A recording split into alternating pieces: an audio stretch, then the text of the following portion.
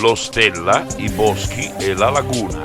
Un nuovo progetto, un piano strategico per un territorio rurale di cui fanno parte 11 comuni: Varmo, Bertiolo, Talmassons, Castions di Strada, Rivignano Teor, Pocenia, Palazzolo dello Stella, Precenicco, Muzzana, Carlino e Marano Lagunare. Un'occasione proficua per confermare la disponibilità di capitali regionali per la ristrutturazione della villa Otelio Savorgnan di Aris di Rivignano Teor, che versa in condizioni pericolose ed è l'unica residenza storica con accesso diretto al fiume Stella. La gestione ora sarà devoluta dalla regione al comune stesso, con una disponibilità finanziaria di 2 milioni di euro per il ripristino. La presentazione della nuova associazione intercomunale per la promozione del territorio, denominata Stella, Boschi e Laguna, e la sottoscrizione dell'accordo è avvenuta alla presenza degli 11 sindaci e dell'assessore regionale Maria Grazia Santoro, alla quale ho chiesto lo scopo di questo concordato. Questa idea molto importante, che mette insieme 11 comuni lungo lo Stella, riguarda la possibilità che facendo rete si può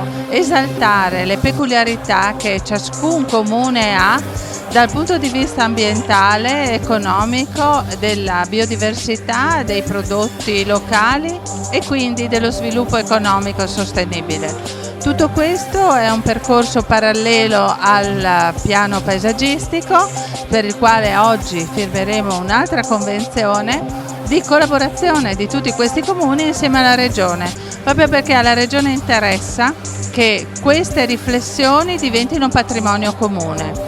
Non possiamo ignorare queste splendide realtà che diventano il motore per attuare una politica regionale di sviluppo sostenibile. Basta pensare che un progetto di questo tipo pone alla ribalta regionale e non solo un territorio nel suo insieme con una forza ben maggiore dei singoli territori, mostrando qual è il ventaglio di possibilità per chi viene a passare le vacanze qui, ma anche per chi volesse semplicemente fare un'escursione o ancora investire in termini turistici con delle nuove aziende che colgano l'occasione di questo splendido fiume, di questi splendidi territori, di questi splendidi centri storici e delle aziende agricole che costellano il territorio.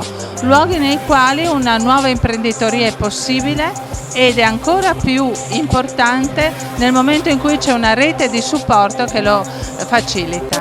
Per il Ponte News, Marco Mascioli.